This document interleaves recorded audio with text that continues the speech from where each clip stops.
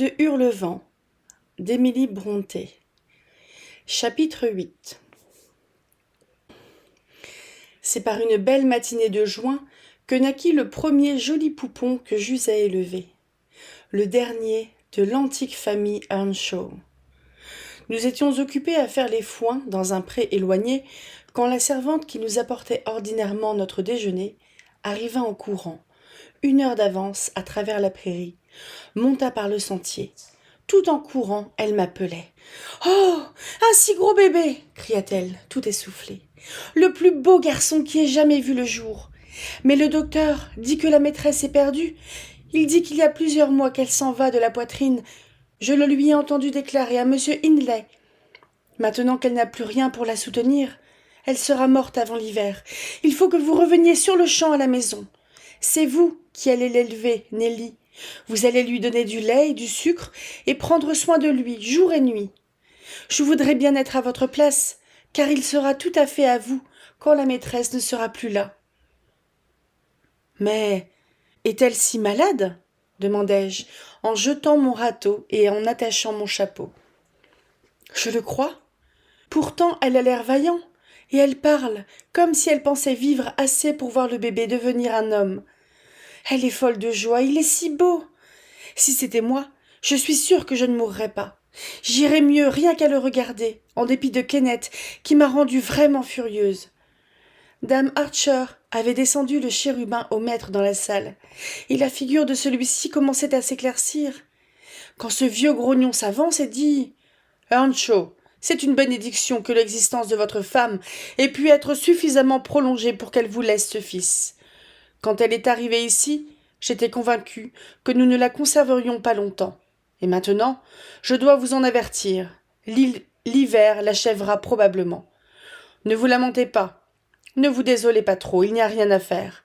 Et puis, vous auriez dû être mieux avisé que de choisir un pareil fétu de fille. » Et qu'a répondu le maître ? Je crois qu'il a répondu par un juron, mais je ne faisais pas attention à lui. Je tâchais de voir le bébé. Et elle recommença de le dépeindre avec ravissement. Aussi excitée qu'elle, je courus en hâte vers la maison, afin de l'admirer pour mon compte. J'étais cependant très triste en pensant à Hindley. Il n'y avait place dans son cœur que pour 2 idoles, sa femme et lui-même. Il chérissait les 2, allait jusqu'à adorer l'une, et je me demandais comment il pourrait en supporter la perte. Quand nous arrivâmes à Hurlevent, nous le trouvâmes à la porte de la façade. En passant, je lui demandai comment allait le bébé. « Presque prête à courir, Nelly, » répondit-il, avec un joyeux sourire. « Et la maîtresse ?» hasardai-je. « Le docteur dit qu'elle est... » Il m'interrompit. « Le diable emporte le docteur !» Et il rougit. « Frances va très bien. Elle sera tout à fait remise d'ici à la semaine prochaine. Vous montez ? Voulez-vous lui dire que je vais venir, si elle promet de ne pas parler ? Je l'ai quittée parce qu'elle ne cessait de bavarder, et il faut... Dites-lui que M. Kenneth a prescrit qu'elle reste calme. » Je fis la commission à Madame Earnshaw. Elle avait l'air d'avoir un peu d'excitation fiévreuse et répondit gaiement. « Oh, j'avais à peine dit un mot, Hélène, que par 2 fois il est sorti en pleurant. Bon, dites-lui que je promets de ne pas parler, mais cela ne m'engage pas à ne pas lui rire au nez. » Pauvre âme. Jusqu'à la semaine où elle mourut, cette gaieté ne l'abandonna pas. Et son mari persista avec entêtement, avec furie même, à affirmer que sa santé s'améliorait de jour en jour. Quand Kenneth l'avertit qu'à ce stade de la maladie, ses médecines ne servaient plus à rien, et qu'il était inutile qu'il continuât à lui faire des dépenses pour la soigner, Hindley répliqua. « Je sais que c'est inutile, elle va bien, elle n'a plus besoin de vos soins. Elle n'a jamais été malade de la poitrine. C'était de la fièvre et c'est passé. Son pouls est aussi tranquille que le mien en ce moment, et sa joue est aussi fraîche que la mienne. » Il fit le même conte à sa femme et elle parut le croire. Mais une nuit, comme elle s'appuyait sur son épaule et lui disait qu'elle pensait être en état de se lever le lendemain, elle fut prise d'un excès de toux, un excès très léger. Il la souleva dans ses bras, Elle lui mit les 2 mains autour du cou. Sa figure changea. Elle était morte. Comme l'avait prévu la servante, le petit Ayrton passa complètement dans mes mains. M. Earnshaw, pourvu qu'il le vît bien portant et ne l'entendit jamais crier, était satisfait en ce qui concernait l'enfant. Quant à lui-même, il était au désespoir. Son chagrin était de ceux qui ne se traduisent pas en lamentations. Il ne pleurait ni ne priait. Il se répandait en malédictions et en défis, exécrait Dieu et les hommes et s'abandonnait à une dissipation effrénée. Les domestiques ne purent endurer plus longtemps sa tyrannie et le désordre de sa conduite. Joseph et moi furent les 2 seuls qui consentirent à rester. Je n'avais pas le courage d'abandonner l'enfant confié à ma charge. De plus, vous savez, j'avais été la sœur de lait de Hindley, et j'excusais plus facilement sa conduite que n'aurait fait une étrangère. Joseph demeura pour tourmenter les fermiers et les ouvriers, et aussi parce que c'était sa vocation d'être là où il y avait beaucoup de perversité à réprouver. Les mauvaises manières du maître et la mauvaise société dont il s'entourait furent un joli exemple pour Catherine et pour Heathcliff. Le traitement infligé à ce dernier eût suffi à faire d'un saint un démon. En vérité, on eût dit à cette époque que ce garçon était réellement possédé de quelque esprit diabolique. Il se délectait d'avoir Hindley se dégrader sans espoir de rémission, et de jour en jour, la sauvagerie et la férocité de son caractère se marquaient plus fortement. Je ne saurais vous décrire, même d'une façon imparfaite, l'infernale maison où nous vivions. Le pasteur cessa de venir, et l'on peut dire qu'à la fin, plus une personne convenable ne nous approchait, si l'on accepte les visites d'Edgar Linton à Miss Cathy. À 15 ans, elle était la reine de la contrée. Elle n'avait pas sa pareille, et elle devenait hautaine et volontaire. J'avoue que je ne l'aimais guère lorsqu'elle fut sortie de l'enfance, et je l'irritais souvent en essayant de dompter son arrogance. Néanmoins, elle ne me prit jamais en aversion. Elle avait une extraordinaire constance pour ses attachements anciens. Heathcliff même conservait sans altération son empire sur ses affections. Et le jeune Linton, avec toute sa supériorité, avait de la peine à faire sur elle une impression aussi profonde. Il a été mon ancien maître. Voilà son portrait, au-dessus de la cheminée. Autrefois, ce portrait était accroché d'un côté et celui de sa femme de l'autre. Mais ce dernier a été enlevé, sans quoi vous auriez pu avoir une idée de ce qu'elle était. Distinguez-vous quelque chose ? Madame Dean a levé la chandelle, et j'ai discerné une figure aux traits doux, ressemblant énormément à la jeune femme des Hauts, mais avec une expression plus pensive et plus aimable. C'était un charmant portrait. Les longs cheveux blonds ondulaient un peu sur les tempes, les yeux étaient grands et sérieux, l'ensemble presque trop gracieux. Je ne m'étonnais pas que Catherine Earnshaw eût pu oublier son premier ami pour un être ainsi fait. Mais je me demandais comment lui, s'il avait le tour d'esprit correspondant à son extérieur, avait pu s'éprendre de Catherine Earnshaw, telle que je me la représentais. « C'est un portrait très agréable, ai-je dit à la femme de charge. Est-il ressemblant ? Oui, mais il était mieux que cela quand il s'animait. Ce que vous voyez là est son air habituel. En général, il manquait d'entrain. » Catherine avait conservé ses relations avec les Linton depuis son séjour de 5 semaines chez eux. Comme elle n'était pas tentée, en leur compagnie, de laisser voir les aspérités de son caractère, et que son bon sens l'aurait fait rougir de se montrer malhonnête, alors qu'on lui témoignait une si constante courtoisie, elle imposa, sans y penser, à la vieille dame et au vieux gentleman, par sa sincère cordialité. Elle gagna l'admiration d'Isabelle, le cœur et l'âme de son frère, conquêtes qui la flattèrent dès le début, car elle était pleine d'ambition, et qui la conduisirent à adopter un double personnage sans intention précise de tromper personne.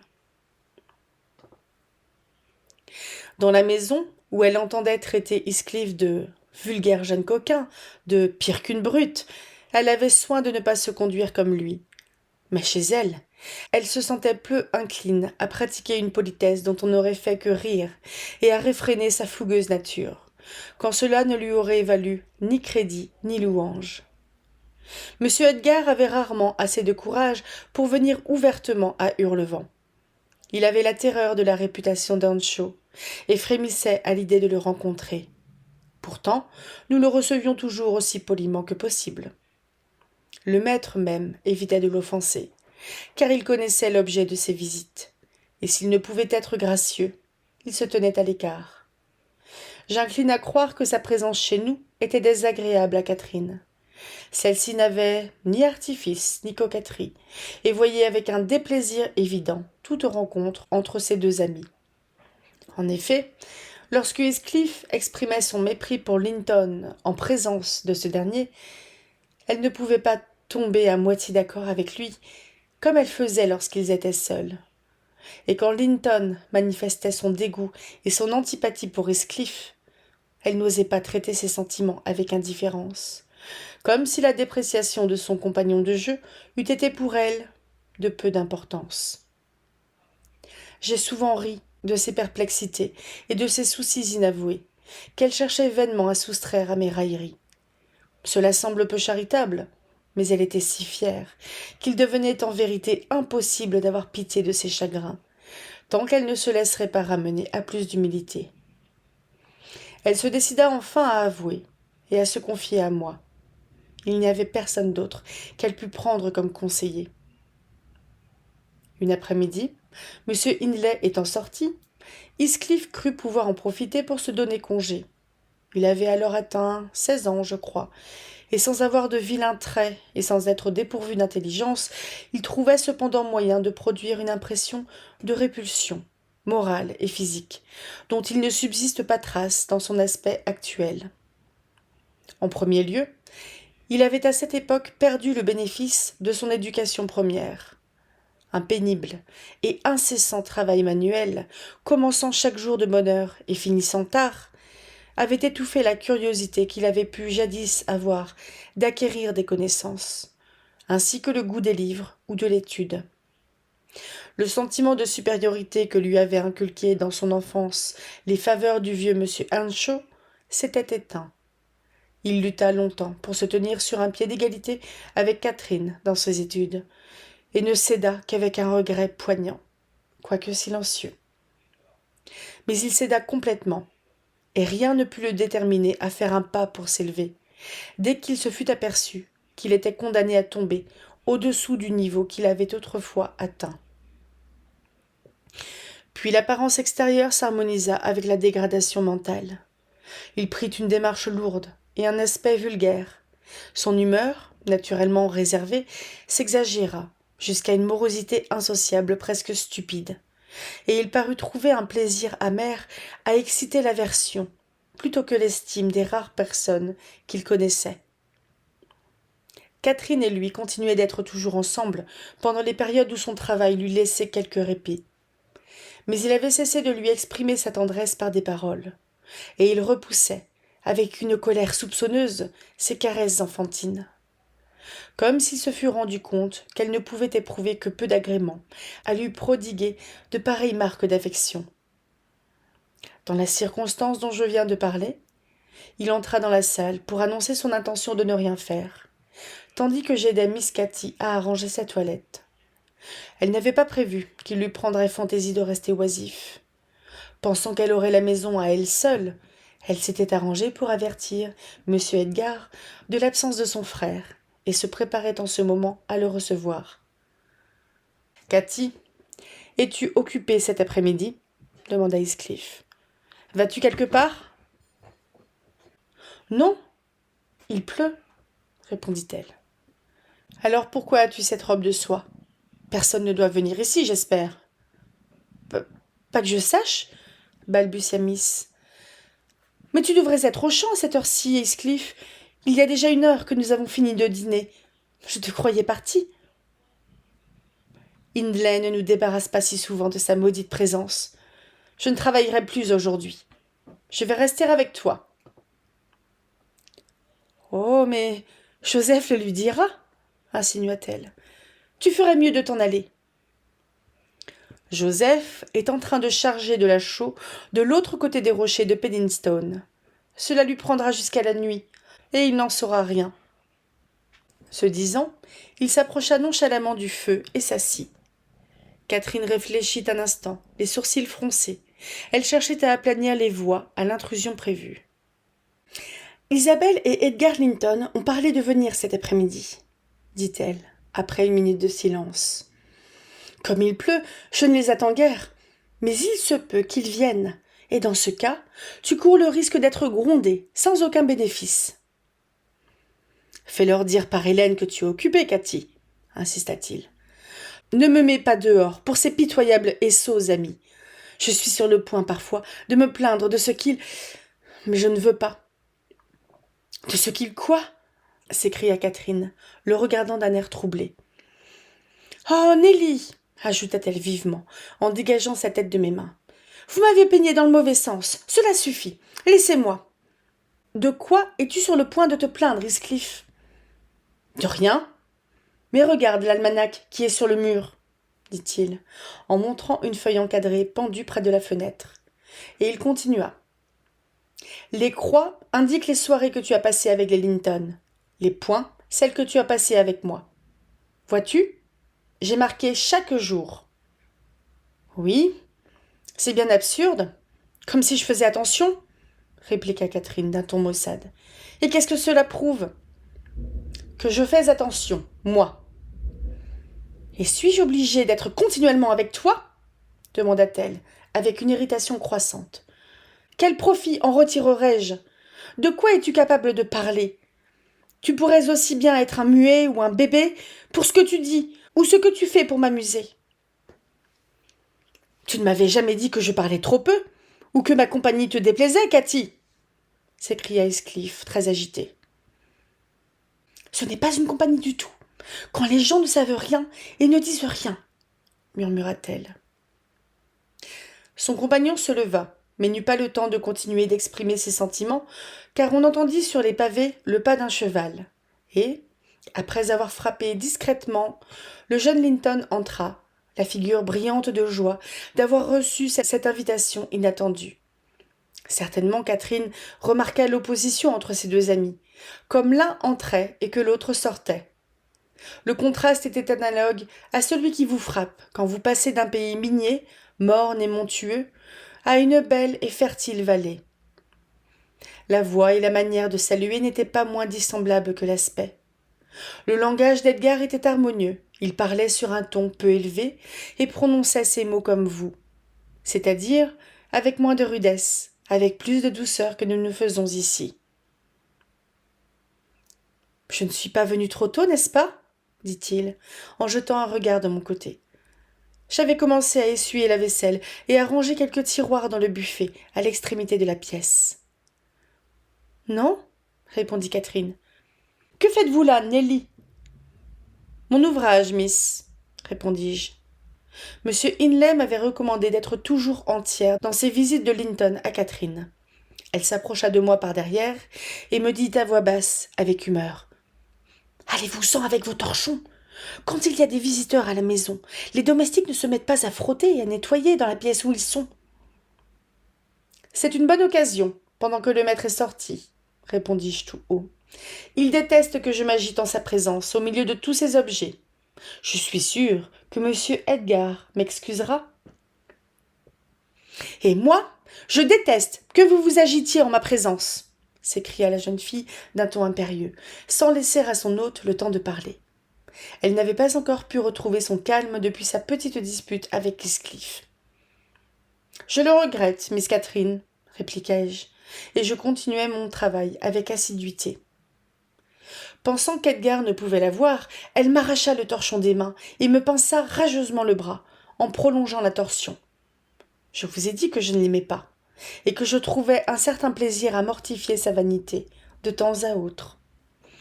De plus, elle m'avait fait extrêmement mal. Je me relevai, j'étais à genoux, et m'écriai. « Oh, miss, voilà un vilain tour. Vous n'avez pas le droit de me pincer, et je ne le supporterai pas. »« Je ne vous ai pas touchée, menteuse !» cria-t-elle, les doigts frémissants du désir de recommencer et les oreilles rouges de rage. Elle ne sut jamais cacher sa colère qui toujours enflammait son visage tout entier. « Qu'est-ce alors que ceci ?» ripostai-je, en lui montrant pour la confondre une marque d'un beau rouge sur mon bras. Elle frappa du pied, hésita un instant, puis, irrésistiblement poussée par ses mauvais instincts, me donna une claque cinglante qui me remplit les 2 yeux de larmes. Linton s'interposa. « Catherine, ma chère, Catherine !» dit-il, très choqué de la double faute de fausseté et de violence que son idole avait commise. « Quittez cette chambre, Hélène !» répéta-t-elle en tremblant des pieds à la tête. Le petit Ayrton, qui me suivait toujours partout et était assis par terre près de moi, se mit à pleurer lui-même en voyant mes larmes et se répandit en plaintes contre la méchante tante Cathy, ce qui attira la fureur de celle-ci sur le malheureux enfant. Elle le saisit par les épaules et le secoua tellement fort que le pauvre petit devint livide et qu'Edgar, instinctivement, s'empara des mains de la jeune fille pour le délivrer. En un clin d'œil, l'une des mains fut dégagée et le jeune homme stupéfait se la sentit appliquer sur la joue d'une manière qui excluait toute idée de plaisanterie. Il recula, consterné. Je pris Ayrton dans mes bras et passai avec lui dans la cuisine, laissant ouverte la porte de communication, car j'étais curieuse de voir comment ils régleraient leur querelle. Le visiteur offensé, pâle et les lèvres tremblantes, se dirigea vers l'endroit où il avait posé son chapeau. « Voilà qui est bien, » me dis-je. « Tenez-vous pour averti et partez. C'est fort aimable à elle de vous donner un aperçu de son véritable caractère. »« Où allez-vous » demanda Catherine, en s'avançant vers la porte. Il fit un détour et essaya de passer. « Vous ne vous en irez pas !» s'écria-t-elle avec énergie. « Il faut que je parte, et je partirai !» répliqua-t-il d'une voix faible. « Non !» dit-elle avec obstination, en saisissant le bouton de la porte. « Pas encore, Edgar Linton. Asseyez-vous. Vous ne pouvez pas me quitter quand je suis dans un état pareil. Je serai malheureuse toute la nuit, et je ne veux pas être malheureuse à cause de vous. » « Puis-je rester, après avoir été frappée par vous ?» demanda Linton. Catherine garda le silence. « Vous m'avez donné peur et honte de vous, » continua-t-il. « Je ne reviendrai plus ici. » Les yeux de Catherine commençaient à devenir brillants et ses paupières à battre. « Et vous avez fait un mensonge de propos délibéré, » ajouta-t-il. « Ce n'est pas vrai, » cria-t-elle, recouvrant la parole. « Je n'ai rien fait de propos délibérés. »« Eh bien, allez si cela vous plaît, partez. Et maintenant, je vais pleurer. Je vais pleurer à m'en rendre malade. » Elle se laissa tomber à genoux contre une chaise et se mit à pleurer pour de bon. Edgar persévéra dans sa détermination jusqu'à la cour. Là, il hésita. Je résolus de l'encourager. « Miss est terriblement capricieuse, monsieur, » lui criai-je, « aussi méchante que le fut jamais enfant gâté. Vous feriez mieux de retourner chez vous, sans quoi elle sera malade, rien que pour nous ennuyer. » Le faible Linton jeta un regard de côté, par la fenêtre. Il était aussi peu capable de s'en aller qu'un chat d'abandonner une souris qu'il a à moitié tuée, ou un oiseau qu'il a à moitié dévoré. « Ah !» pensai-je, « rien ne peut le sauver. Il est condamné et vole à son destin. » C'est ce qui arriva. Il fit brusquement demi-tour, rentra précipitamment dans la salle, ferma la porte derrière lui. Et quand je vins, quelque temps après, les avertir qu'Earnshaw était revenu ivre-mort et prêt à mettre la maison sans dessus-dessous, c'était son habitude, quand il était dans cet état, je vis que la querelle n'avait fait que resserrer leur intimité, qu'elle avait brisé la glace de la timidité juvénile, qu'elle leur avait permis de renoncer au déguisement de l'amitié et de s'avouer leur amour. La nouvelle de l'arrivée de M. Hindley fit fuir aussitôt Linton vers son cheval et Catherine dans sa chambre.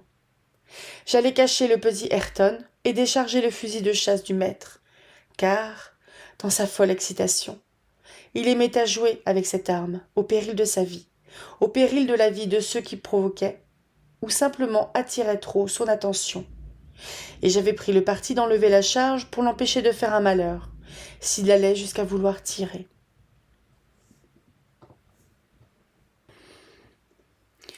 Chapitre 9. Il entra, en proférant des jurons effrayants, et me surprit au moment que je cachais son fils dans le buffet de la cuisine. Que Ayrton eût à subir la tendresse de bête fauve de son père, ou sa rage de fou furieux, il en éprouvait toujours une terreur salutaire. Car dans un cas, il courait le risque d'être étouffé sous ses embrassements, dans l'autre, celui d'être jeté dans le feu ou lancé contre le mur. Aussi, le pauvre petit restait-il parfaitement coi partout où il me venait à l'idée de le mettre. « Enfin, je l'ai trouvé !» s'écria Hindley, en me tirant en arrière par la peau du cou, comme un chien. « Par le ciel et par l'enfer! Vous avez juré entre vous de tuer cet enfant! Je comprends maintenant pourquoi je ne le rencontre jamais. Mais avec l'aide de Satan, je vous ferai avaler le couteau à découper Nelly. Il n'y a pas de quoi rire. Je viens de jeter Kenneth, la tête la première, dans le marais du cheval noir. Il n'est pas plus difficile d'en expédier 2 qu'un. Et j'ai besoin de tuer quelqu'un de vous. Je n'aurai pas de repos tant que ça ne sera pas fait. Mais je n'aime pas le couteau à découper, monsieur Hindley, répondis-je. Il a servi à préparer les harensorts. Je préférerais être fusillé si cela vous est égal. Vous préféreriez être damné et vous le serez. Il n'y a pas de loi en Angleterre qui empêche un homme de tenir sa maison convenablement. Et la mienne est abominable. Ouvrez la bouche. Il tenait le couteau dans les mains et en poussa la pointe entre mes dents. Mais pour ma part, je n'étais jamais bien effrayée de ces divagations. Je crachais, affirmant que le couteau avait un goût détestable et que je ne le prendrais sous aucun prétexte. « Oh !» dit-il en me lâchant. « Je vois que ce hideux petit gredin n'est pas Ayrton. Je vous demande pardon, Nelly. Si c'était lui, il mériterait d'être écorché vif pour ne pas être accouru me dire bonjour et pour hurler comme si j'étais un fantôme. Petit animal dénaturé, viens ici. Je t'apprendrai à abuser d'un père au cœur trop tendre. Dites donc, ne croyez-vous pas que ce gamin serait mieux avec les oreilles coupées? Cela rend les chiens plus féroces. Et j'aime la férocité. Donnez-moi des ciseaux. La férocité et l'élégance. Et puis, c'est une affectation infernale, une vanité diabolique de tenir à nos oreilles. Nous sommes assez ânes sans elles. Chut, enfant, chut. Bon, mon petit chéri, allons, essuie tes yeux. Tu es un bijou, embrasse-moi. Quoi?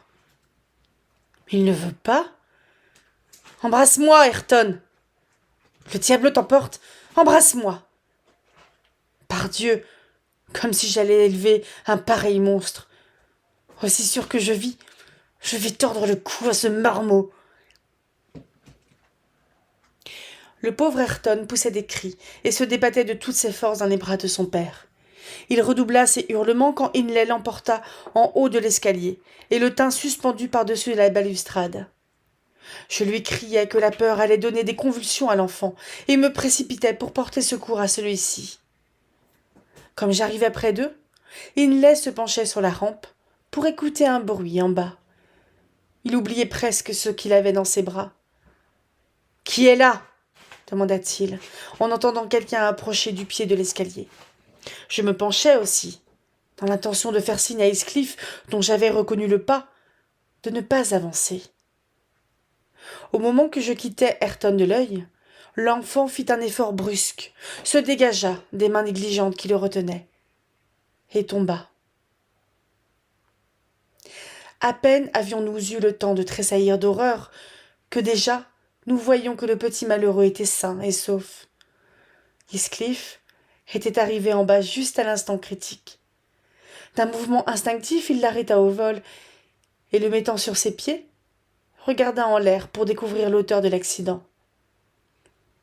Un avare qui s'est débarrassé pour 5 shillings d'un bon billet de loterie et qui découvre le lendemain qu'il a perdu au marché 5000 livres n'aurait pas l'air plus décontenancé que Heathcliff quand il aperçut en haut la silhouette de M. Earnshaw. Son visage refléta, plus clairement que n'eussent pu l'exprimer des paroles, l'intense angoisse de s'être fait lui-même l'instrument de l'opposition à sa vengeance. S'il eût fait nuit, je crois qu'il aurait essayé de réparer son erreur en écrasant le crâne de Ayrton sur les marches. Mais nous avions été témoins du sauvetage, et j'étais déjà en bas, pressant sur mon cœur l'enfant dont j'avais la charge précieuse. Hindley descendit plus posément, dégrisé et confus. « C'est votre faute, Hélène, dit-il. Vous auriez dû le tenir hors de ma vue. Vous auriez dû me le retirer. Est-il blessé ?» « Blessé » m'écriai-je avec colère. « S'il n'est pas tué, il en restera idiot. » « Oh, je m'étonne que sa mère ne sorte pas de sa tombe pour voir ce que vous faites de lui. Vous êtes pire qu'un païen. Traitez de cette façon votre chair et votre sang. » Il essaya de toucher l'enfant, qui, en se sentant avec moi, avait aussitôt cessé ses sanglots de terreur. Mais au premier doigt que son père posa sur lui, il recommença de crier de plus belle et se débattit, comme s'il allait entrer en convulsion. « Ne le touchez pas, repris-je. Il vous hait. Tout le monde vous hait. Voilà la vérité. Une heureuse famille que vous avez là, et un bel état que celui auquel vous êtes arrivé. » « J'arriverais à mieux encore, Nelly, » ricana cet homme égaré, recouvrant toute sa dureté. « À présent, allez-vous-en et emportez-le. Et toi, Heathcliff, écoute-moi. Mets-toi bien hors de ma portée et que je ne t'entende pas. Je ne voudrais pas te tuer cette nuit, à moins peut-être que je ne mette le feu à la maison, mais cela dépendra de ma fantaisie. » Sur ce, il prit une bouteille de brandy dans le buffet et s'en versa un grand verre. « Non, ne buvez pas, suppliai-je. Monsieur Hindley, prenez garde. Ayez pitié de ce malheureux enfant, si vous ne vous souciez pas de vous-même. N'importe qui vaudra mieux pour lui que moi-même, répondit-il. Ayez pitié de votre âme, dis-je, en essayant de lui arracher le verre de la main. Moi, au contraire, j'aurais grand plaisir à l'envoyer à la perdition pour punir son créateur, s'écria le blasphémateur. Voilà pour sa cordiale damnation.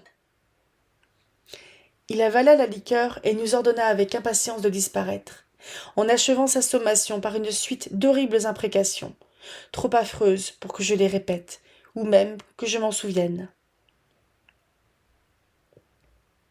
C'est dommage qu'il ne puisse se tuer à force de boire, observa Heathcliff en lui renvoyant ses malédictions dans un murmure, quand la porte fut fermée. Il fait bien tout ce qu'il peut, mais sa constitution est la plus forte.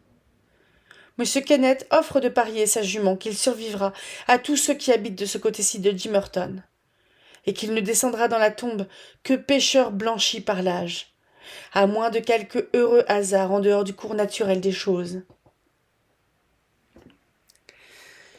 J'entrai dans la cuisine et m'assis, pour endormir doucement mon petit agneau. Heathcliff, croyais-je, était allé dans la grange. Je compris plus tard qu'il avait simplement passé derrière le banc à haut dossier. Il s'était jeté sur une banquette, le long du mur, loin du feu, et y demeurait silencieux. Je berçai Ayrton sur mes genoux en fredonnant une chanson qui commençait ainsi. Sous le plancher, les souris entendaient, en pleine nuit, les bébés qui pleuraient. Quand Miss Katy, qui de sa chambre avait écouté l'altercation, passa la tête et murmura. « Êtes-vous seule, Nelly ? Oui, miss, répondis-je. Elle entra et s'approcha du foyer. Je la regardai, supposant qu'elle allait dire quelque chose. Sa physionomie semblait troublée et inquiète. Ses lèvres étaient entr'ouvertes, comme si elle voulait parler. Mais au lieu d'une phrase, ce fut un soupir qui s'en échappa. Je repris ma chanson. Je n'avais pas oublié ses récents faits et gestes. « Où est Heathcliff » demanda-t-elle en m'interrompant. « À son travail, à l'écurie. » Il ne me contredit pas. Peut-être somnolait-il. Un autre long silence suivit, pendant lequel j'aperçus une larme ou deux couler de la joue de Catherine sur les dalles. « Regrette-t-elle sa honteuse conduite » me demandai-je. « Ce serait une nouveauté. Mais elle en arrivera au fait comme elle voudra. Ce n'est pas moi qui l'aiderai. » Non. Elle s'inquiétait peu de tout ce qui ne la concernait pas personnellement. « Oh mon Dieu » s'écria-t-elle enfin. « Je suis bien malheureuse. » « C'est grand dommage, observai-je. Vous êtes difficile à contenter. Tant d'amis, si peu de soucis, et vous n'arrivez pas à être satisfaite ? Nelly, voulez-vous me garder un secret ? Poursuivit-elle, en s'agenouillant près de moi et levant vers les miens ses yeux câlins, avec un de ces regards qui chassent l'humeur, même quand on a toutes les raisons du monde d'en avoir. « Vaut-il la peine qu'on le garde » demandai-je, avec moins de maussaderie. « Oui. Puis il me tourmente, et il faut que je m'en soulage. J'ai besoin de savoir ce que je dois faire. Aujourd'hui, Edgar Linton m'a demandé si je voulais l'épouser. Et je lui ai donné une réponse. Eh bien, avant que je vous dise si c'était un consentement ou un refus, dites-moi ce que cela aurait dû être. » Vraiment, Miss Catherine ? Comment puis-je le savoir ? Certes, après le spectacle que vous lui avez offert cet après-midi, je pourrais affirmer qu'il eût été sage de refuser. Puisqu'il vous a demandé, néanmoins, il faut qu'il soit ou d'une stupidité incurable, ou d'une témérité folle. « Si vous parlez ainsi, je ne vous dirai plus rien, » répliqua-t-elle d'un air piqué en se relevant. « J'ai accepté, Nelly. Vite, dites-moi si j'ai eu tort. » « Vous avez accepté ? Alors, à quoi bon discuter ? Vous avez engagé votre parole et vous ne pouvez pas vous rétracter. »« Mais dites-moi si j'ai bien fait ! Dites !» s'écria-t-elle avec irritation, en se frottant les mains et en fronçant les sourcils. Il y a plusieurs choses à considérer avant que de pouvoir répondre convenablement à cette question, dis-je sentencieusement. D'abord et avant tout, aimez-vous monsieur Edgar ? Qui ne l'aimerait ? Naturellement, je l'aime. Alors, je lui fis subir le questionnaire suivant. Pour une fille de 22 ans, ce n'était pas trop déraisonnable. Pourquoi l'aimez-vous, Miss Cathy ? Quelle question ? Je l'aime, cela suffit. Pas du tout. Il faut dire pourquoi. Eh bien, parce qu'il est bien de sa personne et que sa société est agréable. Mauvais, fut mon commentaire. Et parce qu'il est jeune et gai. Mauvais encore. Et parce qu'il m'aime. Sans intérêt, après vos précédentes raisons. Et qu'il sera riche, et que je serai contente d'être la plus grande dame du pays, et que je serai fière d'avoir un tel mari. Pique tout. Et maintenant, dites-moi, comment vous l'aimez ? Comme tout le monde aime. Vous êtes sotte, Nelly. Pas du tout. Répondez. J'aime le sol qui foule, l'air qu'il respire, et tout ce qu'il touche, et tout ce qu'il dit. J'aime tous ses regards et tous ses gestes. Je l'aime entièrement et complètement, voilà. Et pourquoi ? Ah non, vous plaisantez. C'est extrêmement méchant. Ce n'est pas une plaisanterie pour moi, dit la jeune fille qui se renfrogna et se tourna vers le feu. Je suis bien loin de plaisanter, Miss Catherine, répliquai-je. Vous aimez monsieur Edgar parce qu'il est bien de sa personne, qu'il est jeune, gai, riche, et qu'il vous aime. Cette dernière raison, d'ailleurs, ne vaut rien. Vous l'aimeriez probablement sans cela. Et même avec cela, vous ne l'aimeriez pas, s'il n'avait pas les 4 premiers attraits. Non, certainement pas. J'aurais certainement pitié de lui. Je le détesterais peut-être, s'il était laid et rustre. Mais il y a beaucoup d'autres jeunes gens bien tournés et riches de par le monde, mieux tournés peut-être, et plus riches que lui. Qu'est-ce qui vous empêcherait de les aimer? S'il y en a, ils ne sont pas sur mon chemin. Je n'ai pas rencontré le pareil d'Edgar. Il peut se faire que vous le rencontriez. Et puis, il ne sera pas toujours beau et jeune, et il peut n'être pas toujours riche. Il l'est pour le moment, et je n'ai à m'occuper que du présent. Je voudrais vous entendre parler, avec un peu de bon sens. Bon, voilà qui tranche la question. Si vous n'avez à vous occuper que du présent, épousez M. Linton. Je n'ai pas besoin de votre permission pour cela. Je l'épouserai. Mais, en fin de compte, vous ne m'avez pas dit si j'avais raison. Parfaitement raison, si l'on a raison de se marier seulement pour le présent. Et maintenant, voyons pourquoi vous êtes malheureuse. Votre frère sera content. Les vieux parents ne feront pas d'objection, je pense. Vous quitterez une maison sans ordre et sans confort pour une maison opulente et respectable. Vous aimez Edgar, et Edgar vous aime. Tout m'a l'air simple et facile. Où est l'obstacle? Ici et ici, répondit Catherine, en se frappant d'une main le front et de l'autre la poitrine. Partout, partout où vit l'âme. En mon âme et conscience, je suis convaincue que j'ai tort. Voilà qui est étrange. Je ne comprends pas. C'est mon secret. Mais si vous voulez bien ne pas vous moquer de moi, je vais vous l'expliquer. Je ne puis le faire nettement, mais je vous donnerai une idée de ce que j'éprouve. Elle se rassit près de moi. Sa figure devint plus triste et plus grave. Ses mains jointes tremblaient. Nelly, ne faites-vous jamais de rêves singuliers? Dit-elle tout à coup, après quelques minutes de réflexion. Si, de temps à autre. Et moi aussi. J'ai fait dans ma vie des rêves dont le souvenir ne m'a plus jamais quitté et qui ont changé mes idées. Ils se sont infiltrés en moi comme le vin dans l'eau et ont altéré la couleur de mon esprit. En voici un.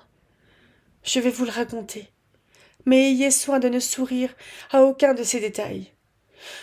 Oh, ne dites rien, Miss Catherine, m'écriai-je.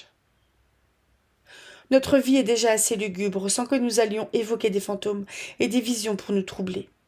Allons, allons, soyez gai, soyez vous-même. Regardez le petit Ayrton, il ne rêve à rien de sinistre, lui, comme il sourit gentiment dans son sommeil. Oui, et comme son père jure gentiment dans sa solitude. Vous vous souvenez de lui, certainement, quand il était tout pareil à ce petit être joufflu, presque aussi jeune et aussi innocent. Mais Nelly, je vous obligerai d'écouter. Ce n'est pas long, et je suis incapable d'être gaie ce soir. Je ne veux pas entendre, répétai-je vivement. J'étais superstitieuse aux rêves en ce temps-là, et je le suis encore.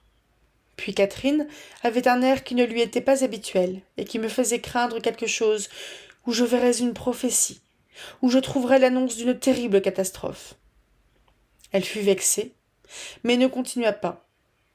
Elle eut l'air d'aborder un autre sujet, puis bientôt après, recommença. Si j'étais au ciel, Nelly, je serais bien misérable. Parce que vous n'êtes pas digne d'y aller, répondis-je. Tous les pécheurs seraient misérables au ciel. Mais ce n'est pas pour cela. J'ai rêvé une fois que j'y étais. Je vous ai dit que je ne voulais pas écouter vos rêves, Miss Catherine. Je vais aller me coucher, protestai-je, en l'interrompant de nouveau. Elle se mit à rire et me força de rester assise. car j'avais fait un mouvement pour quitter ma chaise. Celui-ci est moins que rien, s'écria-t-elle. J'allais seulement dire que le ciel ne m'avait pas paru être ma vraie demeure. Je me brisais le cœur à pleurer pour retourner sur la terre, et les anges étaient si fâchés qu'ils me précipitèrent au milieu de la lande, sur le sommet des hauts de Hurlevent, où je me réveillais en sanglotant de joie. Voilà qui vous expliquera mon secret aussi bien qu'aurait fait mon autre rêve. Ce n'est pas plus mon affaire d'épouser Edgar Linton que d'être au ciel. Et si l'individu pervers qui est ici n'avait point ainsi dégradé Heathcliff, je n'y aurais jamais songé. Ce serait me dégrader moi-même maintenant que d'épouser Heathcliff. Aussi, ne sera-t-il jamais comme je l'aime, et cela, non parce qu'il est beau, Nelly, mais parce qu'il est plus moi-même que je ne le suis. De quoi que soient faites nos âmes, la sienne et la mienne sont pareilles, et celle de Linton est aussi différente des nôtres qu'un rayon de lune d'un éclair, ou que la gelée du feu. Avant qu'elle eût terminé ce discours, je m'étais convaincu de la présence de Heathcliff. Ayant remarqué un léger mouvement, je tournai la tête et je le vis se lever de la banquette, puis se glisser dehors, sans bruit. Il avait écouté jusqu'au moment où il avait entendu Catherine dire qu'elle se dégraderait en l'épousant, et n'était pas resté pour en entendre davantage. Le dossier du grand banc empêcha ma compagne, assise par terre, de remarquer sa présence et son départ. Mais je tressaillis et lui fis « Chut !»« Qu'y a-t-il » demanda-t-elle, en regardant nerveusement autour d'elle. « Joseph est là, » répondis-je. J'avais saisi à point nommé le roulement de sa charrette sur la route. Heathcliff va rentrer avec lui. Je me demande s'il ne serait pas à la porte en ce moment. Oh, il n'aurait pas pu m'entendre de la porte. Donnez-moi Ayrton, tandis que vous préparerez le repas, et quand ce sera prêt, invitez-moi à souper avec vous. J'ai besoin de tromper ma conscience troublée, et de me persuader que Heathcliff n'a aucune idée de tout cela. Il n'en a aucune, n'est-ce pas? Il ne sait pas ce que c'est que d'être amoureux. Je ne vois pas de raison pour qu'il ne le sache pas, aussi bien que vous. Et si c'est vous qui l'a choisi, il sera l'être le plus infortuné qui soit jamais venu au monde. Du jour que vous deviendrez Madame Linton, il perdra amitié, amour, tout. Avez-vous songé à la manière dont vous supporterez la séparation, et dont lui supportera d'être tout à fait abandonné sur cette terre? Parce que, Miss Catherine, lui? Tout à fait abandonné? Nous séparer? S'écria-t-elle avec indignation. Qui nous séparerait, je vous prie? Celui-là aurait le sort de Milon de Crotonne. Aussi longtemps que je vivrai, Hélène, aucun mortel n'y parviendra. Tous les Linton de la terre pourraient être anéantis avant que je consente à abandonner Heathcliff. Oh, ce n'est pas ce que j'entends. Ce n'est pas ce que je veux dire. Je ne voudrais pas devenir Madame Linton à ce prix-là. Il sera pour moi tout ce qu'il a toujours été. Edgar devra se défaire de son antipathie et le tolérer, tout au moins. Il le fera, quand il connaîtra mes vrais sentiments pour Heathcliff. Nelly, je le vois maintenant, vous me considérez comme une misérable égoïste. Mais n'avez-vous jamais eu la pensée que, si Heathcliff et moi nous marions, nous serions des mendiants? Tandis que si j'épouse Linton, je puis aider Heathcliff à se relever et le soustraire au pouvoir de mon frère. Avec l'argent de votre mari, Miss Catherine? Vous ne le trouverez pas aussi souple que vous y comptez. Bien que ce ne soit guère à moi d'en juger. Il me semble que c'est le plus mauvais motif que vous ayez encore allégué pour devenir la femme du jeune Linton. Pas du tout. C'est le meilleur. Les autres n'intéressaient que la satisfaction de mes caprices, et aussi celle d'Edgar. Mais celui-là intéresse quelqu'un qui réunit en sa personne tout ce que je ressens pour Edgar et pour moi-même. C'est une chose que je ne puis exprimer. Mais sûrement vous avez, comme tout le monde, une vague idée qu'il doit y avoir, en dehors de vous, une existence qui est encore vôtre. À quoi servirait que j'eusse été créée, si j'étais tout entière contenue dans ce que vous voyez ici? Mes grandes souffrances dans ce monde ont été les souffrances de Heathcliff. Je les ai toutes guettées et ressenties dès leur origine. Ma grande raison de vivre, c'est lui. Si tout le reste périssait et que lui demeurât, je continuerais d'exister. Mais si tout le reste demeurait et que lui fût anéanti, l'univers me deviendrait complètement étranger. Je n'aurais plus l'air d'en faire partie. Mon amour pour Linton est comme le feuillage dans les bois. Le temps le transformera. Je le sais bien, comme l'hiver transforme les arbres. Mon amour pour Heathcliff ressemble aux rochers immuables qui sont en dessous, source de peu de joie apparente, mais nécessité. Nelly, je suis Heathcliff. Il est toujours, toujours dans mon esprit, non comme un plaisir, pas plus que je ne suis toujours un plaisir pour moi-même, mais comme mon propre être. Ainsi, ne parlez plus de notre séparation. Elle est impossible, et... Elle s'arrêta, et se cacha le visage dans les plis de ma robe. Mais je la repoussai violemment. Sa folie avait mis ma patience à bout. Si je puis tirer un sens dans tous vos non-sens, miss, dis-je, ils ne font que me convaincre que vous ignorez les devoirs qu'on assume en se mariant, ou bien que vous êtes une fille pervertie et sans principe. Mais ne m'importunez plus avec d'autres secrets. Je ne promets pas de les garder. Vous garderez celui-ci? Demanda-t-elle vivement. Non, je ne promets rien, répétai-je. Elle allait insister, quand l'entrée de Joseph mit fin à notre conversation. Catherine transporta son siège dans un coin et dorlota Ayrton pendant que je préparais le souper. Quand il fut prêt, Joseph et moi commençâmes à disputer pour savoir qui se chargerait de porter à manger à M. Hindley. La question fut tranchée quand tout fut presque froid. À ce moment, nous convînmes de le laisser venir demander lui-même s'il désirait quelque chose, car nous craignions particulièrement de paraître devant lui quand il était resté quelque temps seul. « Et comment que ce propre à rien n'y est pas encore venu des chances-ci? Qu'est-ce qui fait ce grand feignant ?» demanda le vieillard, en cherchant des yeux Heathcliff. « Je vais l'appeler, dis-je. Il est dans la grange, j'en suis sûre. » Je sortis et j'appelai, mais n'obtins pas de réponse. En revenant, je chuchotai à l'oreille de Catherine qu'il avait certainement entendu une bonne partie de ce qu'elle avait dit, et je lui racontai comment je l'avais vue quitter la cuisine, juste au moment qu'elle se plaignait de la conduite de son frère envers lui. Elle sauta debout, tout alarmée, jeta Ayrton sur le banc et courut chercher elle-même son amie, sans prendre le temps de se demander pourquoi elle était si bouleversée, ni en quoi ses paroles pouvaient avoir affecté Heathcliff. Elle fut absente si longtemps que Joseph proposa de ne pas continuer d'attendre. Il conjectura finalement qu'il restait dehors pour éviter de subir son interminable bénédicité. Ils étaient assez mauvais pour être capables toutes les vilaines manières, affirma-t-il.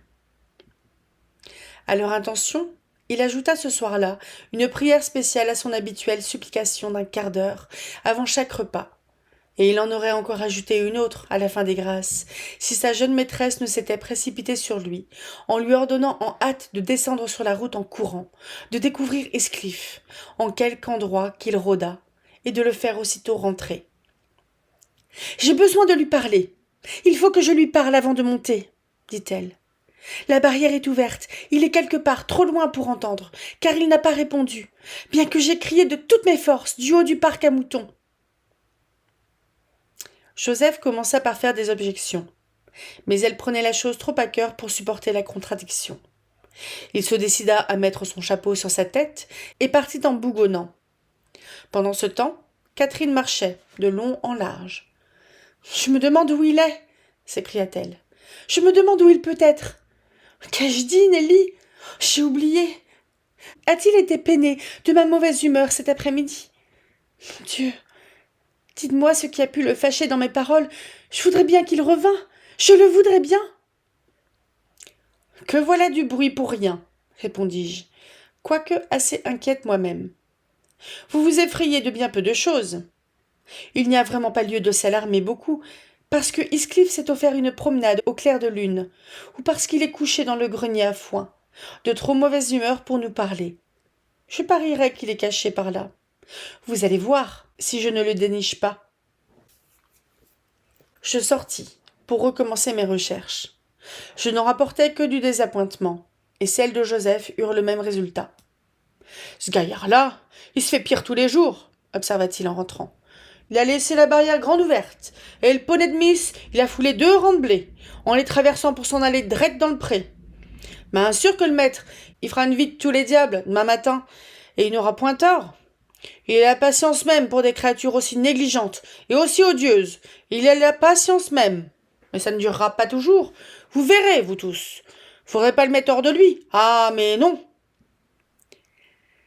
Avez-vous trouvé Heathcliff, Anne que vous êtes interrompit Catherine. L'avez-vous cherché, comme je vous en ai donné l'ordre? J'aimerais mieux chercher le cheval, répliqua-t-il. Ce serait plus sensé. Mais je ne pourrions chercher ni le cheval ni l'homme par une nuit comme celle-ci, aussi noire comme une cheminée. Et Heathcliff, c'est pas un gars à venir à mon sifflet. Peut-être bien qu'il serait moins dur d'oreille avec vous. C'était en effet une soirée très sombre pour l'été. Les nuages paraissaient présager l'orage, et je déclarai que ce que nous avions tous de mieux à faire était de rester tranquilles. La pluie qui menaçait ne manquerait pas de le ramener à la maison, sans que nous eussions à nous donner d'autres peines. Néanmoins, Catherine ne se laissa pas persuader de se calmer. Elle continua d'aller et venir de la barrière à la porte de la maison, dans un état d'agitation qui ne lui permettait pas de repos. À la fin, elle adopta un poste permanent le long du mur, près de la route. Elle resta là, sans se soucier de mes remontrances, ni du tonnerre qui grondait, ni des grosses gouttes qui commençaient à s'aplatir autour d'elle. De temps à autre, elle appelait, puis elle écoutait, et ensuite se mettait à pleurer tant qu'elle pouvait. Ce fut une bonne crise de colère et de larmes, où elle surpassa Ayrton ou n'importe quel enfant. Vers minuit, alors que nous n'étions pas encore couchés, l'orage vint s'abattre en pleine furie sur les hauts. L'ouragan et le tonnerre faisaient rage, et sous l'effet du vent ou de la foudre, un arbre se fendit en deux, à l'angle de la maison. Une énorme branche fut précipitée en travers du toit et démolit une partie du corps de cheminée de l'est, en envoyant une pluie de pierres et de suie dans le foyer de la cuisine. Nous crûmes que la foudre était tombée au milieu de nous. Joseph s'affaissa sur les genoux, priant le Seigneur de se souvenir des patriarches Noé et Lot, et comme autrefois, d'épargner les bons tout en frappant les impies. J'eus, moi aussi, un peu le sentiment que ce devait être un jugement à notre adresse. Le Jonas, dans mon esprit, était M. Earnshaw, et je secouai le bouton de la porte de sa tanière pour m'assurer qu'il était encore vivant. Il répondit assez distinctement, d'une manière qui provoqua chez mon compagnon un renouveau de vocifération encore plus bruyante, à l'effet de solliciter une distinction bien nette entre les bons chrétiens comme lui et les pécheurs comme son maître. Mais la tempête passa en 20 minutes, nous laissant tous indemnes, à l'exception de Cathy, qui fut complètement trempée par suite de son obstination à refuser de se mettre à l'abri et à rester dehors sans chapeau et sans châle, pour recevoir autant d'eau qu'en purent absorber ses cheveux et ses vêtements. Elle rentra enfin et s'étendit sur le banc, mouillée comme elle l'était, le visage tourné vers le dossier et caché dans ses mains. « Voyons, miss, m'écriai-je en lui touchant l'épaule. Vous n'avez pas juré d'attraper la mort, j'espère. Savez-vous l'heure qu'il est? 00:30. Allons, venez vous coucher. Il est inutile d'attendre plus longtemps cet absurde garçon. Il sera allé à Gimmerton, et il va y rester maintenant. Il a bien dû penser que nous n'aurions pas veillé pour lui si tard. Ou du moins, il a dû penser que seul M. Hindley aurait été encore debout, et il a préféré éviter de se voir ouvrir la porte par le maître. Non, non, il n'est point à Gimmerton, dit Joseph. Il serait point étonnant qu'il soit au fond d'une fondrière. Cette visitation céleste n'a pas été pour rien, et je vous conseille de faire attention, miss. Ce sera votre tour la prochaine fois. Le ciel soit loué pour toutes choses. tout conspire au bien de ceux qui sont élus et soustraits au contact de la racaille. Vous savez ce que l'Écriture est dit? Et il se mit à citer différents textes, en nous renvoyant au chapitre et aux versets où nous pourrions les trouver. Après avoir vainement supplié l'obstinée jeune fille de se lever et d'enlever ses vêtements mouillés, je le laissai, lui prêchant, elle grelottant, et je m'en allai au lit avec le petit Ayrton, qui dormait aussi profondément que si tout le monde en eût fait autant autour de lui. J'entendis Joseph lire encore un moment. Puis, je distinguai son pas lent sur l'échelle, et je m'endormis. En descendant un peu plus tard que de coutume, je vis, à la lueur des rayons du soleil qui filtraient à travers les fentes des volets, Miss Catherine, toujours assise près de la cheminée. La porte de la salle était entr'ouverte.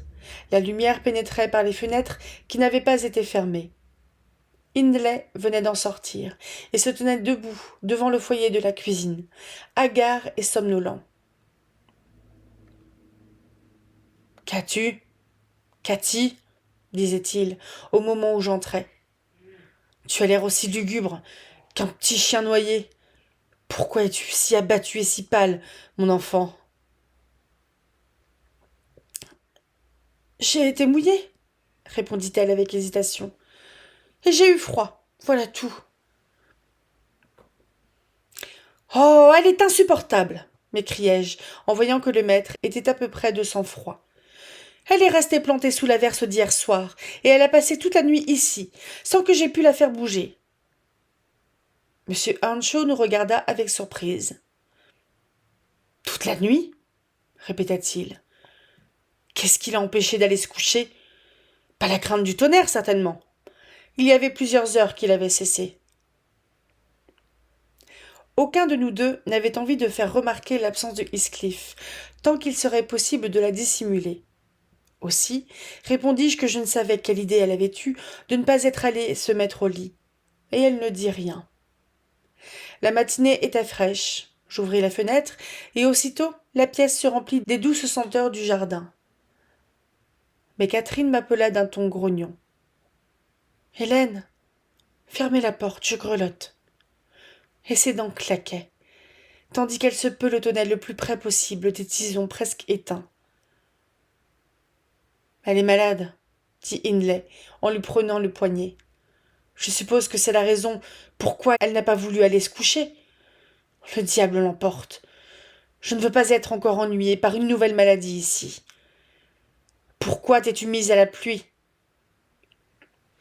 « Elle courait après les gars, comme d'ordinaire, » croissa Joseph, qui profita de notre hésitation pour faire intervenir sa mauvaise langue.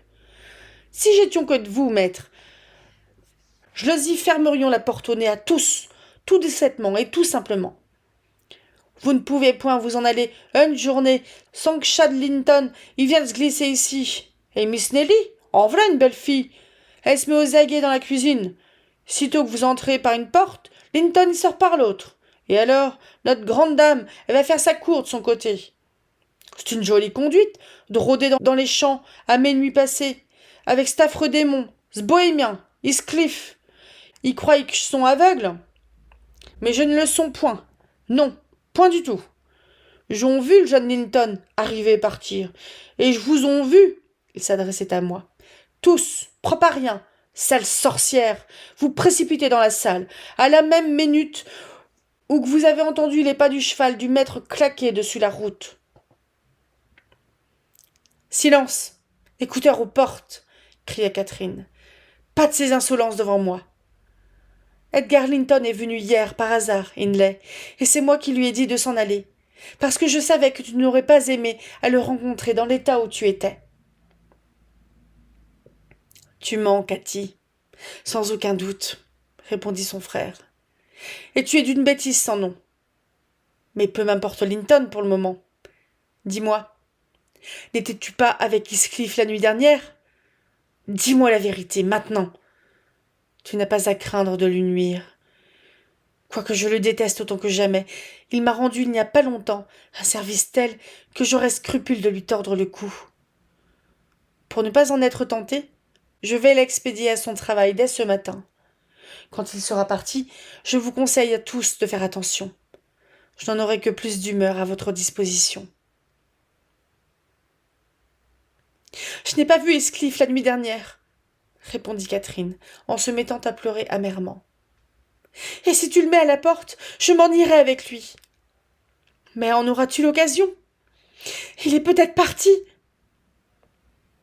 Là, elle ne put réprimer son chagrin qui éclata, et le reste de ses paroles ne fut plus que son inarticulé. Hindley versa sur elle un torrent d'injures méprisantes et lui dit d'aller sur-le-champ dans sa chambre, sans quoi il lui fournirait de bonnes raisons de pleurer. Je l'obligeai d'obéir, et je n'oublierai jamais la scène qu'elle fit quand nous fûmes remontés. J'en fus épouvanté. Je crus qu'elle devenait folle, et je dis à Joseph de courir chercher le docteur. C'était un commencement de délire. Monsieur Kenneth, dès qu'il la vit, la déclara dangereusement malade. Elle avait une fièvre. Il la saigna et me prescrivit de ne lui donner que du gruau d'eau et de petit lait, et de faire attention qu'elle ne se jette pas par-dessus la rampe de l'escalier ou par la fenêtre. Puis il partit, car il avait pas mal à faire dans la paroisse, où les habitations étaient en général distantes l'une de l'autre de 2 ou 3 milles. Bien que je ne puisse prétendre avoir été une garde très douce, et que ni Joseph ni le maître ne valussent mieux, bien que notre patiente fût aussi fatigante et entêtée qu'une patiente peut l'être, elle triompha pourtant du mal. La vieille madame Linton nous fit plusieurs visites, naturellement, voulut tout redresser, nous morigéna et nous donna à tous des ordres. Quand Catherine fut entrée en convalescence, elle insista pour l'emmener à Thrushcross Grange. Nous lui fûmes très reconnaissants de cette délivrance, mais la pauvre dame eut sujet de regretter sa bonté. Elle et son mari prirent tous deux la fièvre et moururent, à peu de jours d'intervalle. Notre jeune personne nous revint, plus insolente, plus irascible et plus hautaine que jamais. Nous n'avions plus entendu parler de Heathcliff depuis le soir de l'orage. Un jour, qu'elle m'avait par trop impatienté, j'eus le malheur de rejeter sur elle toute la responsabilité de sa disparition, ce qui était d'ailleurs la vérité, comme elle le savait fort bien. Depuis ce moment, pendant plusieurs mois, elle cessa tout rapport avec moi, autre que ceux qu'on a avec une simple domestique. Le même interdit frappa Joseph. Il fallait toujours qu'il donnât son avis et la sermonnât, absolument comme si elle était une petite fille. Or, elle se regardait comme une femme, comme notre maîtresse, et elle pensait que sa récente maladie lui donnait le droit d'être traitée avec considération. Puis le docteur avait dit qu'elle ne supporterait pas la contrariété. On devait la laisser faire à sa guise, et ce n'était rien de moins qu'un meurtre à ses yeux, de prétendre lui résister ou la contredire. Elle se tenait à l'écart de M. Earnshaw et de ses compagnons. Chapitré par Kenneth et rendu prudent par les menaces d'accès qui accompagnaient souvent ses colères, son frère lui accordait tout ce qui lui prenait fantaisie de demander et en général évitait d'exciter son caractère emporté. Il était plutôt trop indulgent à ses caprices, non par affection, mais par orgueil. Il désirait vivement de lui voir apporter de l'honneur à la famille par une alliance avec les Linton, et pourvu qu'elle le laissât tranquille, elle pouvait bien nous piétiner comme des esclaves. Il n'en avait cure.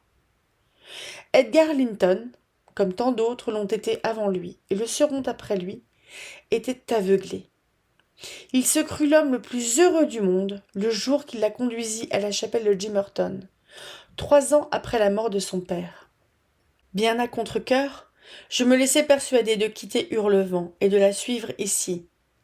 Le petit Ayrton avait à peine 5 ans, et je venais de commencer à lui apprendre ses lettres. Notre séparation fut triste, mais les larmes de Catherine eurent plus d'empire que les nôtres. Quand je refusai de partir et qu'elle vit que ses prières ne m'ébranlaient pas, elle alla se lamenter auprès de son mari et de son frère. Le premier m'offrit des gages magnifiques, l'autre m'ordonna de faire mes paquets. Il n'avait plus besoin de femme dans la maison, dit-il, maintenant qu'il n'y avait plus de maîtresse. Quant à Ayrton, le pasteur se chargerait bientôt de lui. Ainsi, je n'eus pas d'autre parti à prendre que de faire ce qu'on m'imposait. Je déclarai à mon maître qu'il ne se débarrassait de tout ce qu'il y avait de convenable dans la maison que pour courir un peu plus vite à sa ruine. J'embrassai Ayrton. et lui dit adieu. Et depuis lors, il a été pour moi un étranger. C'est une chose étrange à penser, mais je ne doute pas qu'il n'ait tout oublié d'Hélène Dean, et n'ignore qui il était pour elle, et qu'elle était pour lui, plus que le monde entier. À cet endroit de son récit, ma femme de charge est venue à jeter un coup d'œil sur la pendule de la cheminée, et a été stupéfaite en voyant les aiguilles marquer 1 heure et demie. Elle n'a pas voulu entendre parler de rester une seconde de plus. À vrai dire, je me sentais moi-même disposée à remettre la suite de l'histoire. Maintenant qu'elle a disparu pour reposer, et que j'y ai encore médité pendant 1 heure ou 2, je vais rassembler mon courage pour aller me coucher aussi, en dépit d'une douloureuse paresse de la tête et des membres.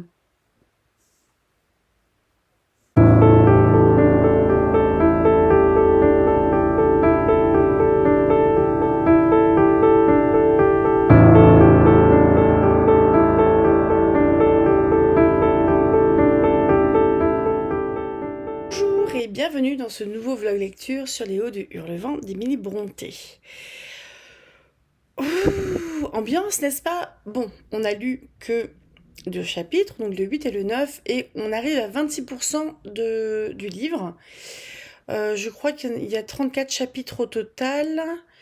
C'est ça. Donc on est à la page 86 sur 325 si vous voulez tout savoir. Le petit garçon là qui est né au chapitre 8, c'est Ayrton que l'on voit dans le présent, qui est un des domestiques des Hauts de Hurlevent, un des domestiques de Heathcliff. Où on a toujours Joseph, on a toujours Heathcliff qui est devenu le maître. Il y a Zillah qui est la cuisinière et sans doute aussi la servante, qui doit faire un peu tout. Et donc on a Nelly qui travaille à Thrushcross Grange. Donc c'était la maison des Linton. Donc, c'est assez étrange du coup. C'est vrai qu'on peut se demander qu'est-ce qui s'est passé en fait, parce que ça a un petit peu bougé les pièces sur l'échiquier.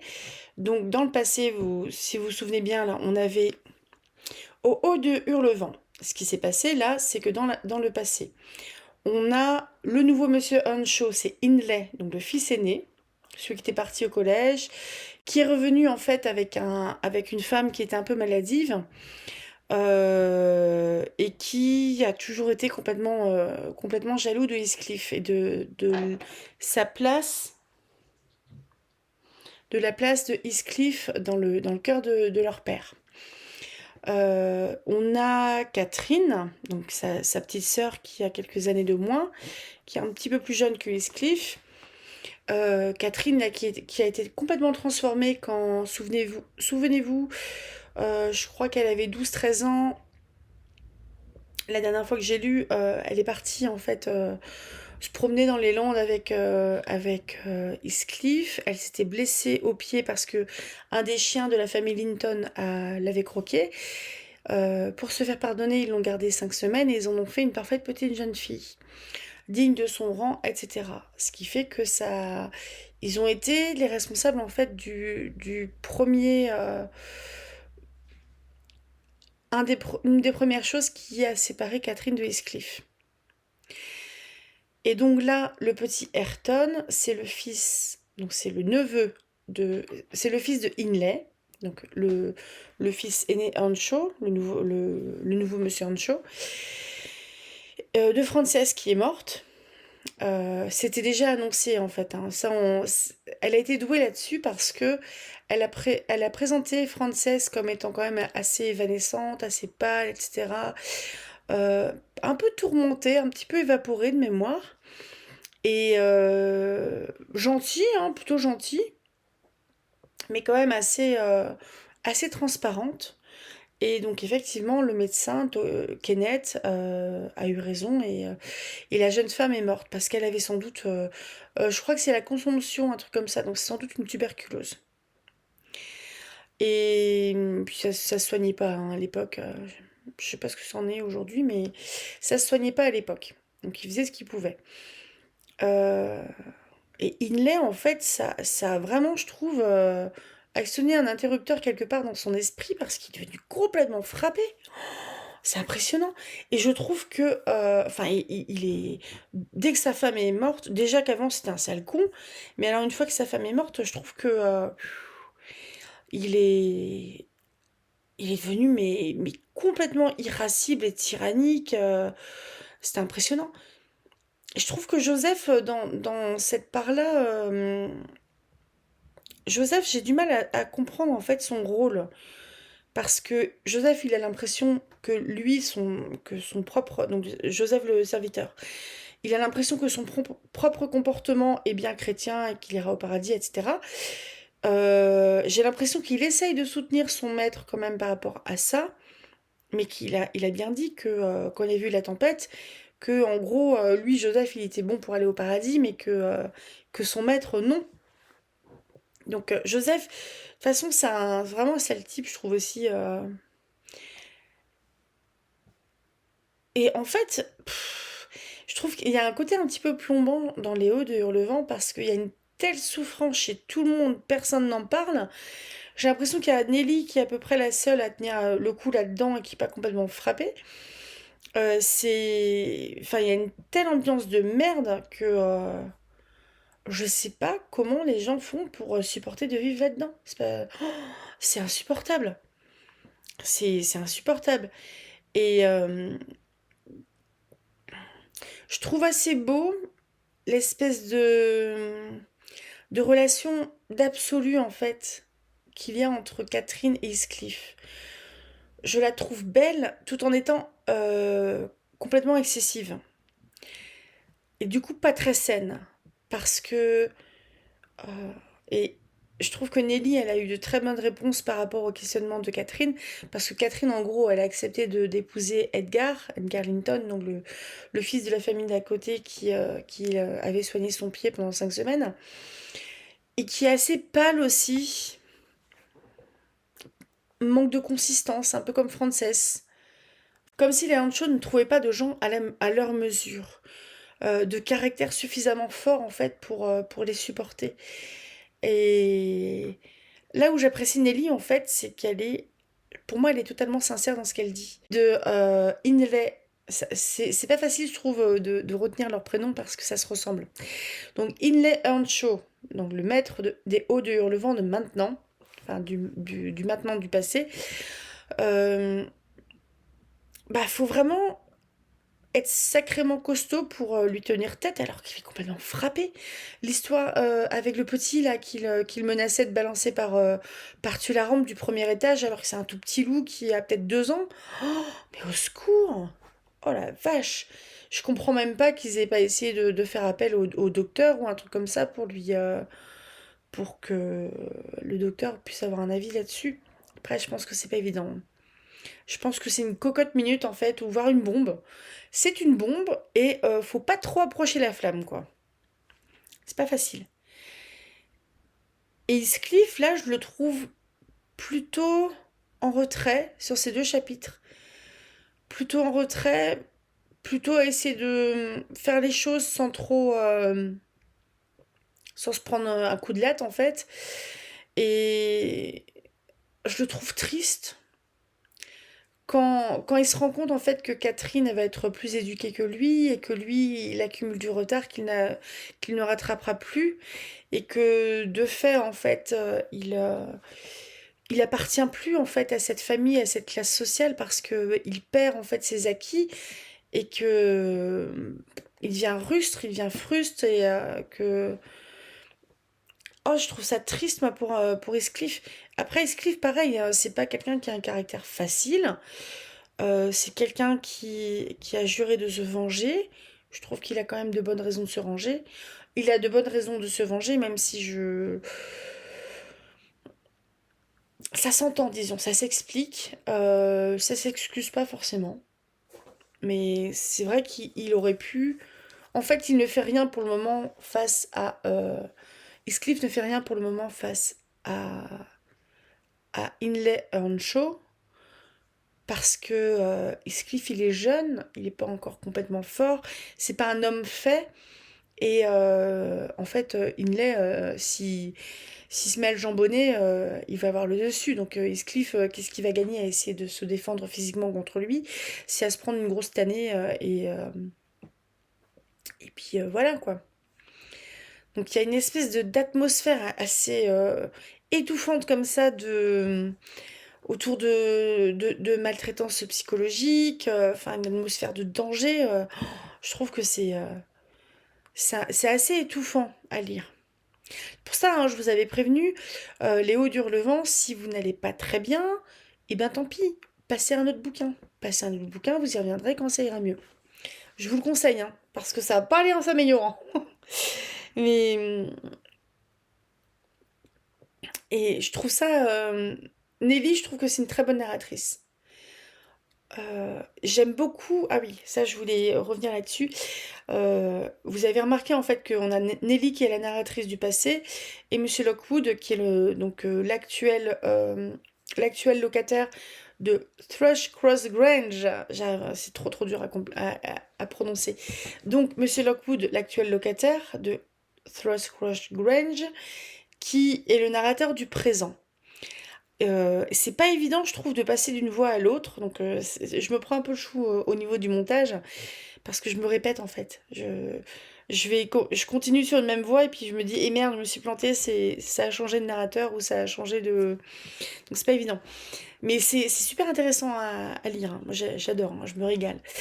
Et je trouve que c'est extrêmement habile la manière dont c'est fait. Qu'au final, les deux narrateurs qui racontent l'histoire, Nelly, elle est plus en train de relater des souvenirs. Pour moi, pour moi, elle est sincère. Je pense pas qu'elle essaye de se donner le beau rôle ou des trucs comme ça. Et Monsieur Lockwood, au contraire, il est plus en qualité de témoin de ce qui se passe en fait. Il observe ce qui se passe, il peut interagir un petit peu, surtout au début là, pour le moment, avec Heathcliff, le Heathcliff de maintenant. Et il écoute en fait Nelly parce qu'il est malade, hein, il est malade pour quelque temps là.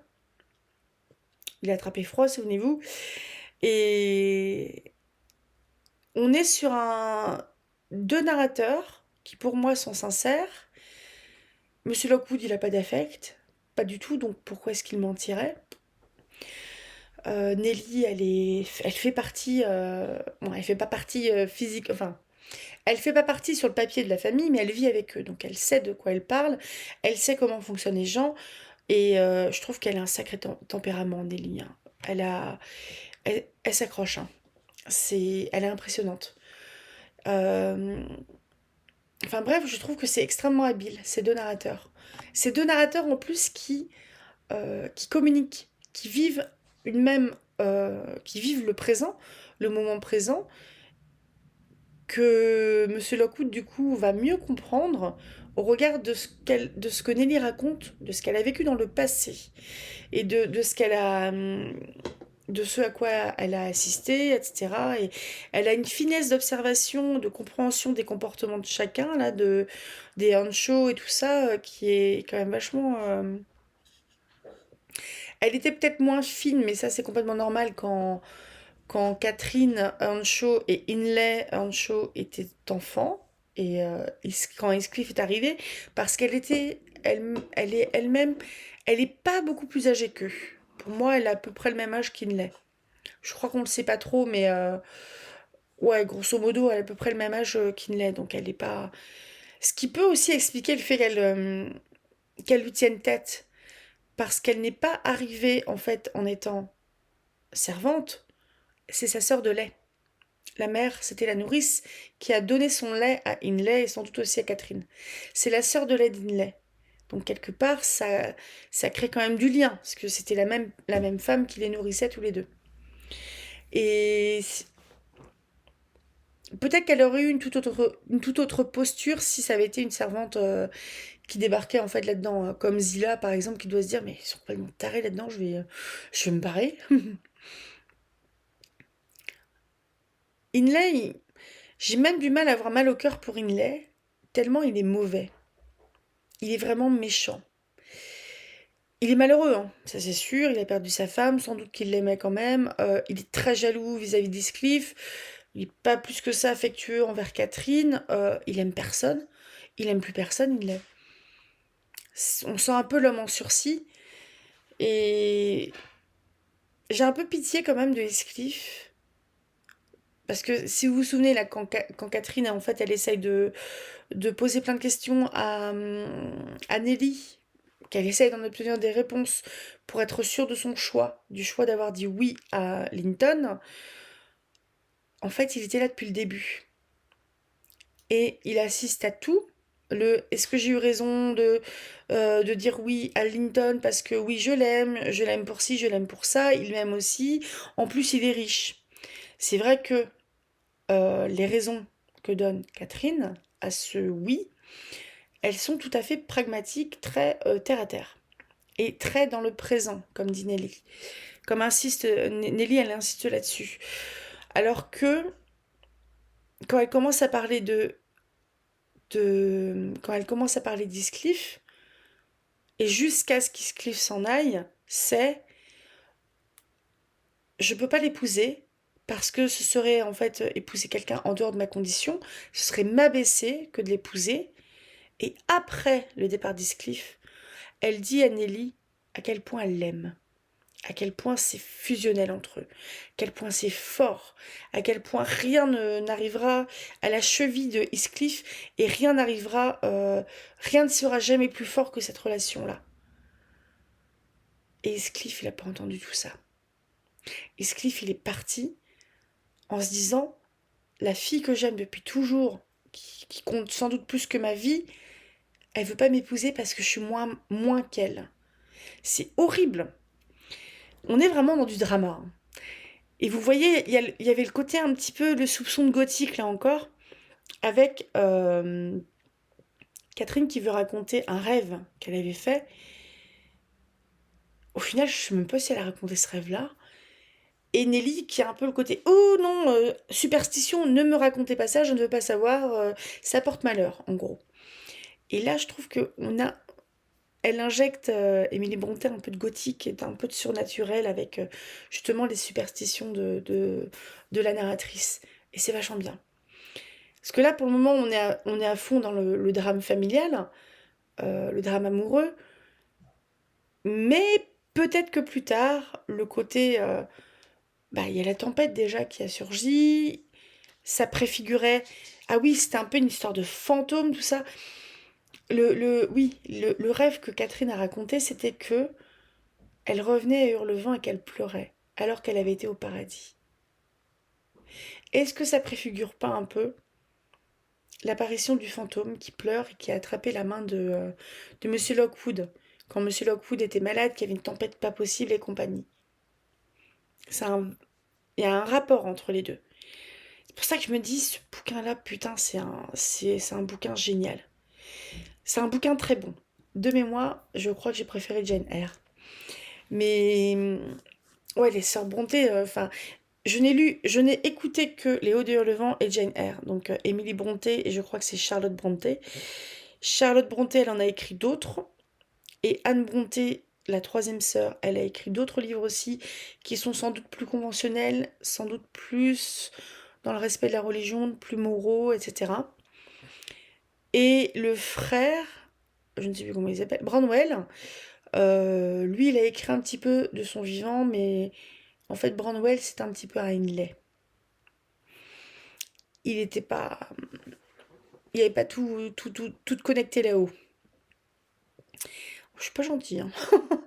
Non, mais je crois que Branwell, il me semble que à la mort de leurs parents, Branwell devient le chef de famille, il a les trois sœurs en charge.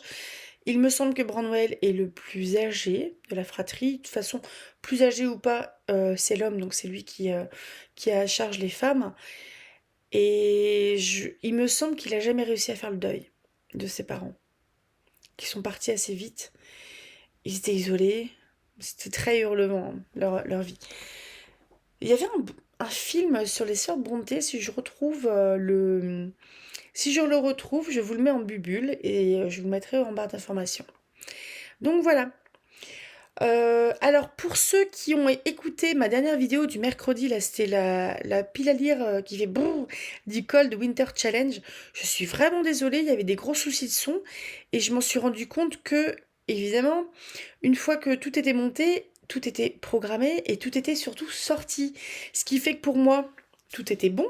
Donc j'ai balancé tous mes fichiers et que je me suis rendu compte du coup que c'était de la grosse merde le son, donc je suis vraiment désolée. Pourtant j'ai fait les trucs comme il fallait. Je suis passée normalement par GarageBand et tout ça, il me semble. Je sais plus. Mais je crois que je dois avoir une espèce d'incompatibilité entre le QuickTime, mon Mac. J'avais pourtant enregistré comme d'habitude, donc avec mon super micro bras et ma petite table de mixage et tout ça, mais j'ai monté. J'ai pas monté chez moi en fait, j'étais pas là ce week-end.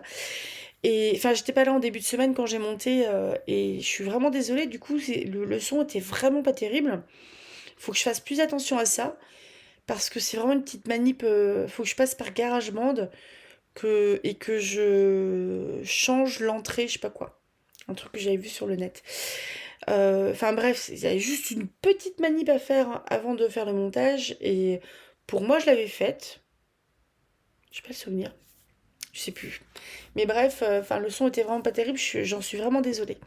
Je vais faire plus attention à l'avenir et je vais essayer de trouver un truc qui soit un poil plus facile dans le processus d'enregistrement et de montage parce que bah, en fait, il faut pas que ce soit trop compliqué parce que le côté technique, je suis pas technique du tout. Je suis à demander à des copains ou à mon mec de changer mon mode sombre sur le téléphone, hein, donc je suis pas technique. Donc voilà, ça fait très longtemps que je parle, j'ai l'impression, oui. Je m'arrête là. Je vous souhaite un très très bon dimanche. À mercredi prochain, peut-être pour une vidéo sur Poison, Charme, Beauté de Sarah Pinborough. J'ai commencé le deuxième livre, j'espère que j'aurai fini.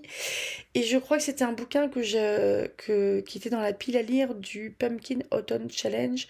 Et peut-être même aussi, encore avant, du mois de la fantaisie, au mois de mai, qui est organisé par Steph de Piketty Bookin. Et le Pumpkin Autumn Challenge, c'était je ne sais plus qui. J'ai oublié. Je vous souhaite un très bon dimanche. Restez bien au chaud. Je sais pas pour vous, mais nous, ça y commence à faire froid. Vous avez vu, j'ai la voix un peu pétée là. Et bah, profitez bien pour bouquiner. Lisez tout plein et rêvez tout grand. Salut!